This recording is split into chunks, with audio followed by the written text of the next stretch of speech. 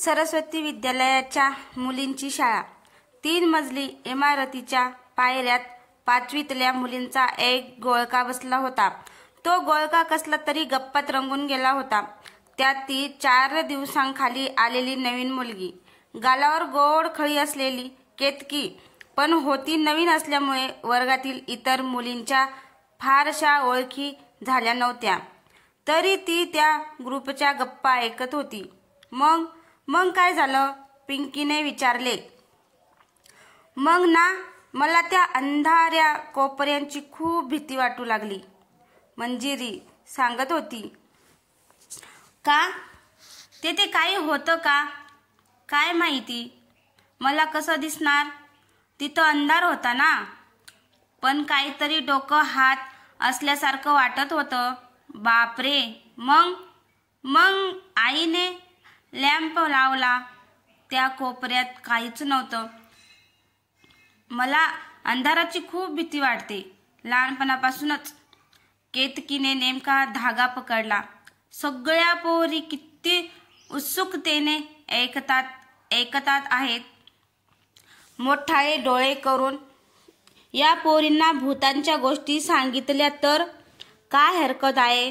खूप फ्रेंड्स मिळतील. आता आपल्याशी फारसं कोणी बोलत नाही. काही जणी तर त्यांच्या ग्रुपमध्ये पण येऊ देत नाहीत. आपला चांगलाच भाव वधारेल. शाळेत एकदम फेमस होऊन जाऊ. आणि आपल्या इतक्या भूतांच्या गोष्टी कोणाला ठाऊक असणार आहेत. मंजिरी, तुला अंधारात भूत बसलंय असे वाटले असेल. केतकीने त्यांच्या चर्चेत आपला सहभाग नोंदवला. हो, असंच असेल. माझी गावाकडची आजी पण म्हणते की अंधारात भूत असतात. पिंकीने केतकीला सपोर्ट केला. ये यार, हॉट भूत मीन्स नकट्या, जोशाने विचारले. हे इंग्रजी मीडियमवाली भूत म्हणजे ना घोस्ट. शबरीने जोशनाची शंका दूर केली. छट, खोटं. माझी मम्मी म्हणते की भूतभीत काही नसतं. ती सगळी आपलीच इमॅजिनेशन असते. स्नेहाने मात्र विरोधी सूर लावला. हो, माझे पण पप्पा पण हे सेमच बोलतात, टीना म्हणाली. सगळी मोठी माणसं मुलांना भीती वाटू नये म्हणून असे सांगत असतात. आणि आपण मात्र अंधारात अंधारात जात नाहीत. त्यांना पण भूतांची भीती वाटत असते. कशावरून? रोजीने शंका काढली. अगं, तुला ठाऊक नाही माझी काकू तुझ्या माझ्या मम्माच्या वयांची चांगली मोठी, तिलाच भूत लागलं होतं. मग भूत नसतं कसं म्हणायचं? केतकीच्या या प्रश्नाने सगळ्याच जणी गप्प बसल्या. बापरे, खरंच तू पाहिलंस? पिंकीच्या डोळ्यात आश्चर्य मावत नव्हते. मग होच मुळी. मी गेल्या उन्हाळ्याच्या सुट्टीत तिकडे कोकणात गेलेली होती, तेव्हा पाहिलंय. म्हणजे नक्की काय झालतं? सुषमाने विचारले. आता केतकी सावरून बसली. तिच्या मनाप्रमाणे घडत होतं. सगळ्यांच्या नजरा तिच्याकडेच होत्या. आता सारी सूत्रे तिच्याकडेच होती. म्हणजे काकूला भूत लागल्याचं आजीनं घरात सांगितलं. कारण काकू काही बाई बडबडायची, स्वतःलाच बोलायची, कधी हसायची तर कधी रडायची, हाती लागेल ते फेकून मारायची. एकदा तर तिने आजीला मर म्हणतारे म्हणून लोटाच फेकून मारला होता. तिला आपली माणसे आता ओळखू येत नाहीत, आजी म्हणायची. आजी बरोबरच म्हणत होती. कशी ओळखू येणार माणसे?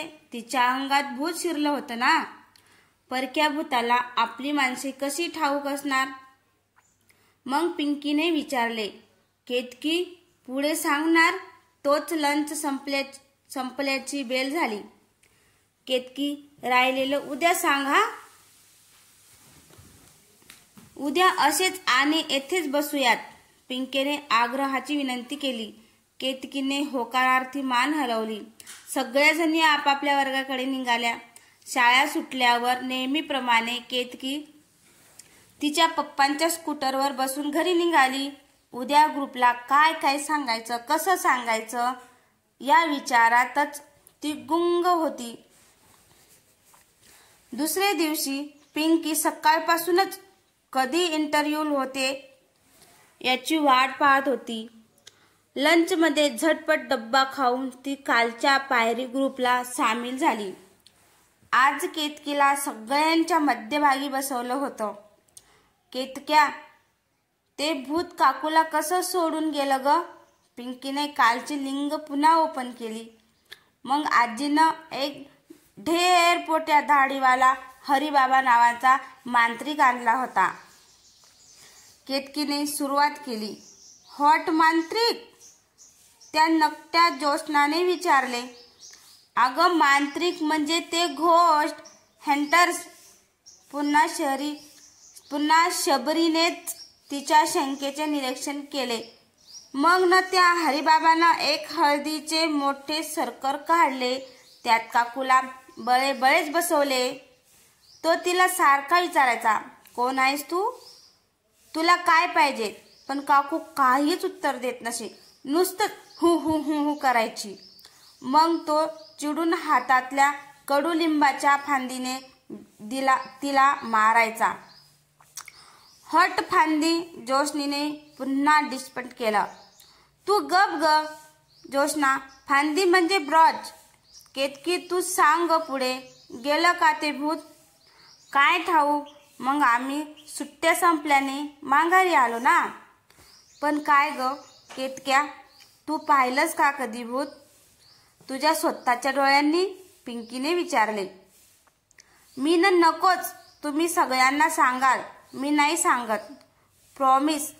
आपल्या या ग्रुपच्या बाहेर ही गोष्ट जाणार नाही. हो हो, कुणी नाही सांगणार. सगळ्या जणींची एकच कल्ला केला. बरं बाई, मग सांगते, केतकी म्हणाली. एका मी दोनदा पहिली भूत म्हणजे आता कळतंय ते भूत होतं म्हणून. पण पाहत होते तेव्हा नव्हतं कळलं कधी अन कुठं. माझं आजोळपण कोकणातच आहे. रत्नागिरीपासून जवळचं एक खेडेगाव, तेथे आजीचं कौलारू घर आहे. त्या घराच्या मागच्या अंगणात एक विहीर आहे, रहाट असलेली. हॉट रहाट मीन्स, ज्योत्स्नेने पुन्हा आडकाठी आणली. गप बे साली, ही ज्योत्स्ना न एडचाप आहे. रहाट म्हणजे विहिरीतील पाणी काढायचं व्हील. केतकी, नको तिच्याकडे लक्ष देऊ, तू कंटिन्यू कर. पिंकीने ज्योत्स्नाला झापलं. रात्री मी आजीजवळ झोपलेली होती. विहिरीत कोणीतरी मोठा दगड टाकल्यावर पाण्याचा जसा आवाज होईल ना, तसा मला आला. मी एकदम जागी झाले, अंथरुणातून हळूच उठले आणि खिडकीचे दार किलकिले करून बाहेर पाहिले, तर विहिरीच्या कट्यावर एक बाई मोकळे केस सोडून बसलेली. तेवढ्यात आजीला जाग आली. तिने पटकन ती खिडकी लावून घेतली. तोंडावर बोट ठेवून बोलू नकोस म्हणून खून केली. पुन्हा मला जवळ घेऊन झोपी गेली. सकाळी उठल्यावर मला तिनं सांगितलं की विहिरीवर बसली होती ती हंडळ होती. तेवढ्यात इंटरवेल संपल्याची बेल वाजली. सगळ्या जणी उठल्या. What is आडळ? ज्योत्स्नाने पिंकीला थोडे थांबवून विचारले. हाडळ ना, लेडी घोस्ट. त्यापेक्षा आरसा बघ, तेथे दिसेल तुला. ती पिंकी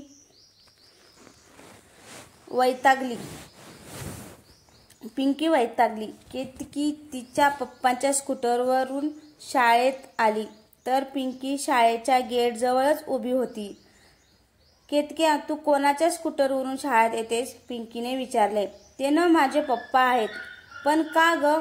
काही नाही, पण ते न एकदम कूल वाटतात. चार्मिंग, शाहरुख खान सारखी क्यूट डिम्पल.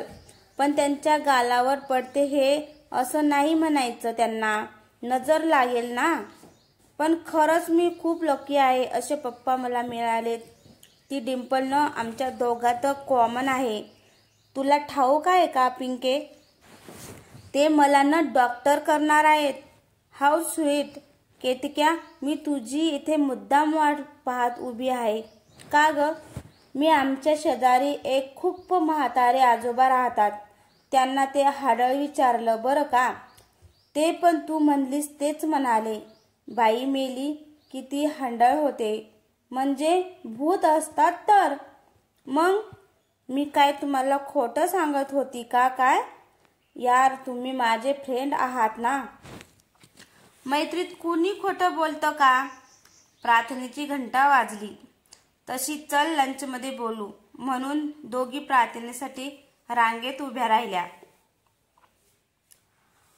एकंदर केतकीचे भूतकथनाने चांगलीच ग्रीप घेतली होती. तिचे फ्रेंड सर्कल वाढत गेले. श्रोतावर्ग वाढत होता. त्याचबरोबर खुत्रसपण वाढली होती.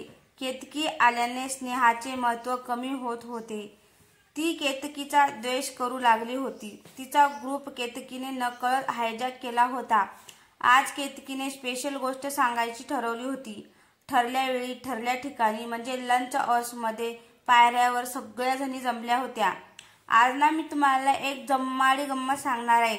माझ्या पप्पांची या गावात बदली झाली तेव्हा आम्ही एका भाड्याच्या घरात राहायला आलोत. हे घर गावापासून थोडंच दूर आहे पण छान आहे. आजूबाजूला खूप झाडं आहेत. वडांची पिपळांची तर खूप आहेत. 4-2 पडकी घरं पण दूरवर आहेत. तेथे मला खेळायला खूप आवडतं.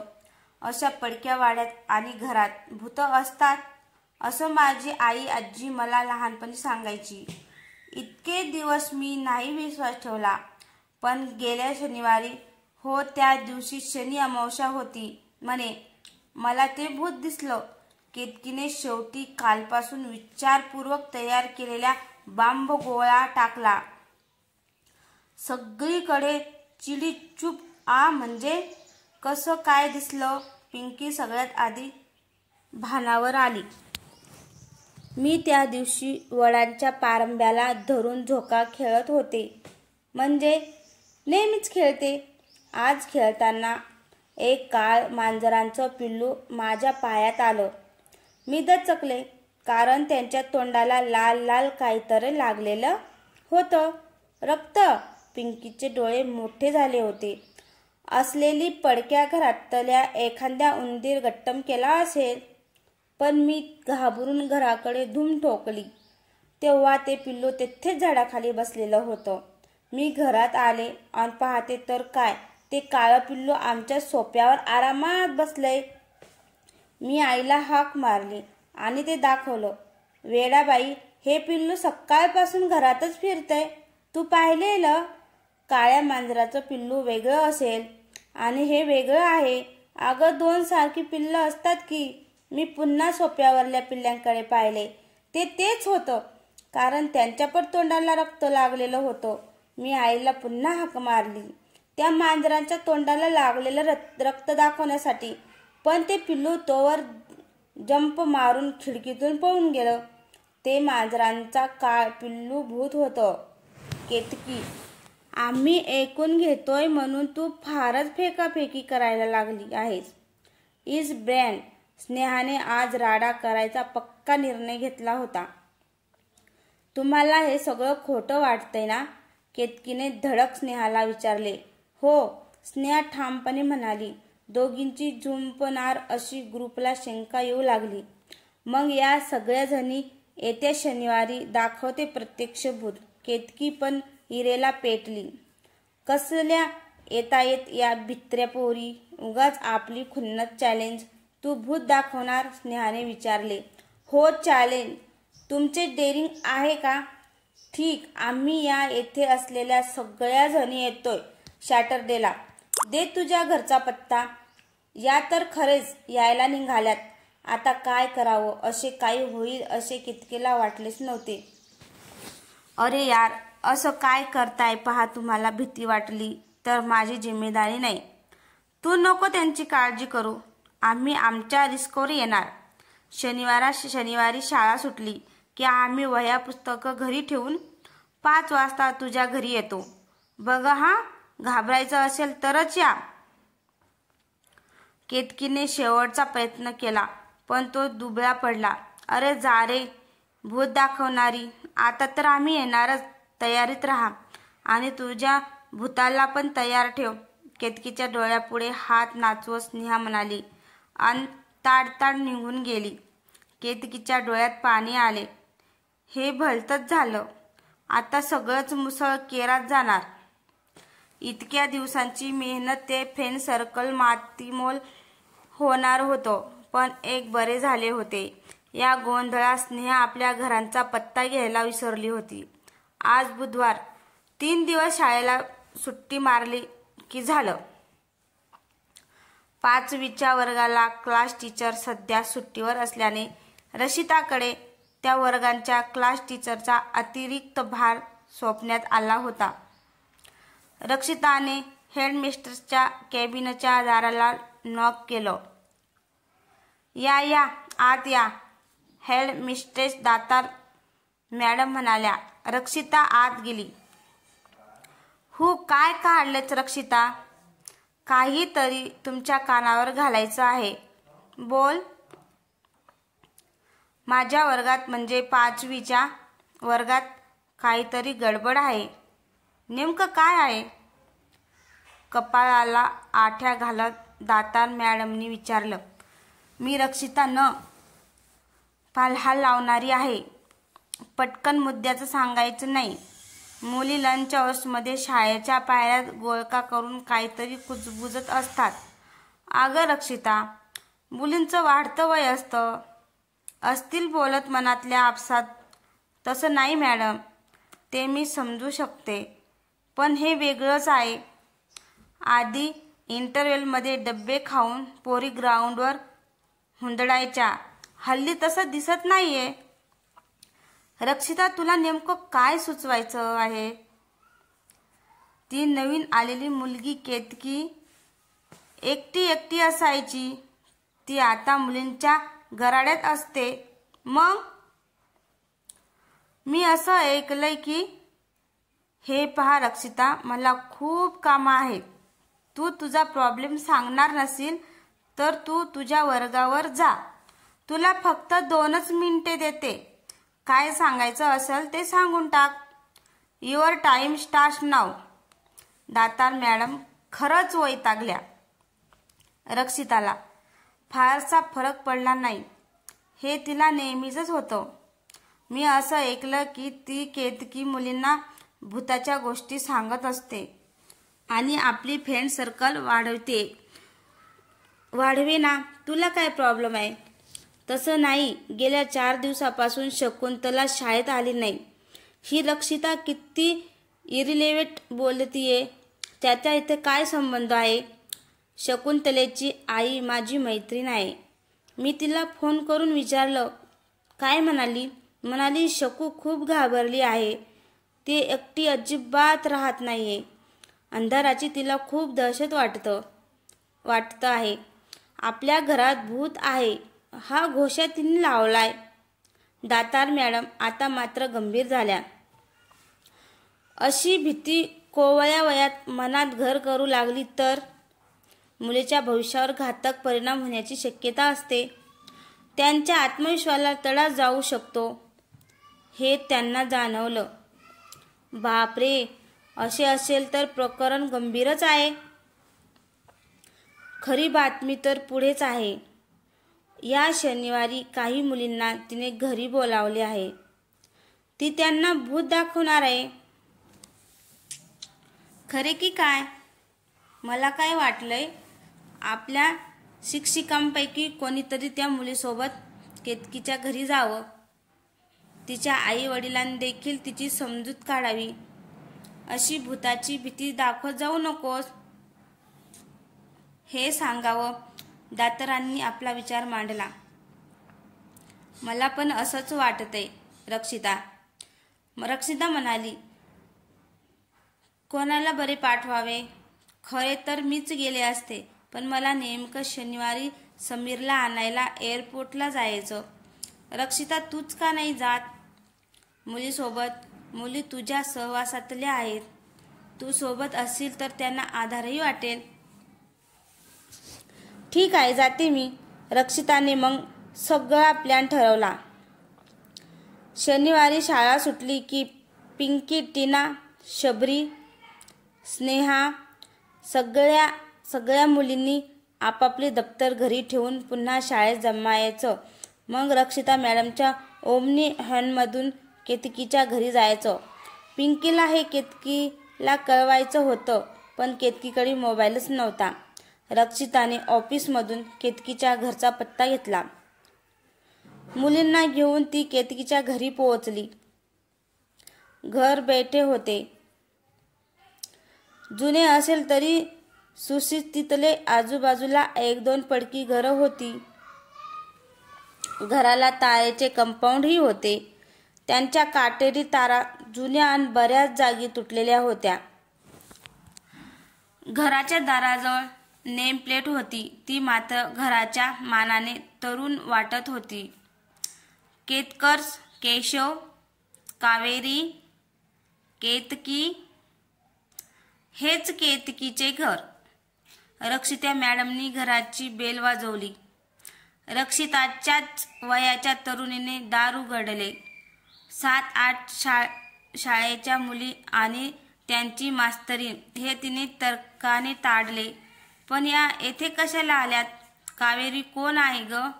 घरातून पुरुषी आवाज आला. केशव, अरे कुठली तरी शाळेची ट्रीप दिसते, तूच ये ना.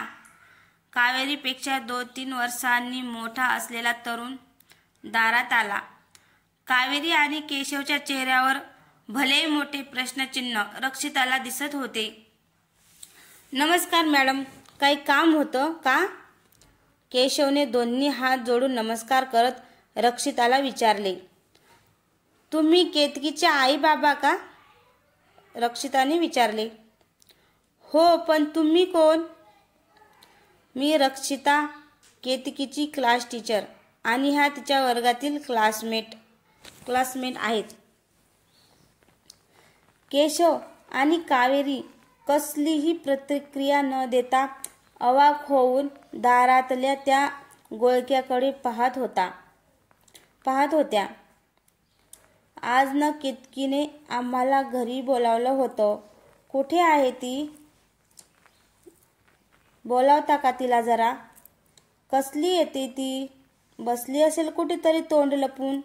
खोटारडी कुठली, म्हणे भूत दाखवते. स्नेहाच्या मनात येऊन गेलं. केशव आणि कावेरी दारातून बाजूला झाले. त्यांनी रक्षिताला घरात येण्याची खूण केली. रक्षिता पाठोपाठ तो मुलींचा गोळका घरात आला आणि रक्षिता जागीच खिळून उभी राहिली. समोरच्या भिंतीवर केतकीच्या गालावर खळी असलेला गोड हसरा फोटो होता आणि त्याला चंदनाचा हार घातलेला. तुम्हीच सांगा, कसं बोलावं केतकीला? काळजाला घर पडणाऱ्या आवाजात केशवने रक्षिताला विचारले.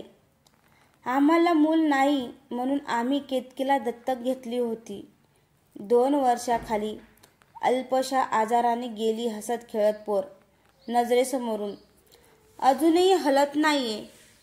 अनाथालयाच्या रेकॉर्डला केतकीसोबत हिला डॉक्टर करायचंच या अर्थाची चिठ्ठी होती म्हणे, इतकंच. रक्षिताची तर वाचाच खुटली. मग कालपर्यंत शाळेत येणारी केतकी कोण? ती तशीच माघारी फिरली. चिडीचूप झालेल्या पोरी कशा बशा गाडीत बसल्या. व्हॅन शाळेकडे परत फिरली. रक्षितांच्या मागच्या सीटवर बसलेल्या मुलींचा संवाद तिच्या कानावर पडत होता. टीना, तुला एक गंमत सांगू का? पिंकी सांगत होती.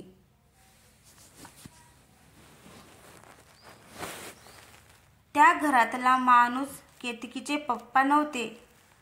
ती रोज ज्यांच्यासोबत स्कूटरवर येते ते वेगळेच आहेत. क्यूट केतकीसारखे. त्यांच्या पण गालावर डिंपल आहे. आणि यांच्या दारात स्कूटर पण नव्हती. मी मुद्दाम पाहिलं ना. रक्षितांच्या अंगावर सरसरून काटा आला. म्हणजे केतकी आणि तिला शाळेत सोडायला येणारे तिचे पप्पा दोघेही. पिंकी वाट पाहती, पण त्यानंतर केतकी कधीच शाळेत आली नाही. कविता कशी वाटली? कविता आवडल्यास लाईक, कमेंट आणि शेअर करायला विसरू नका. आणि तसेच चॅनलला सबस्क्राईब पण करा. धन्यवाद.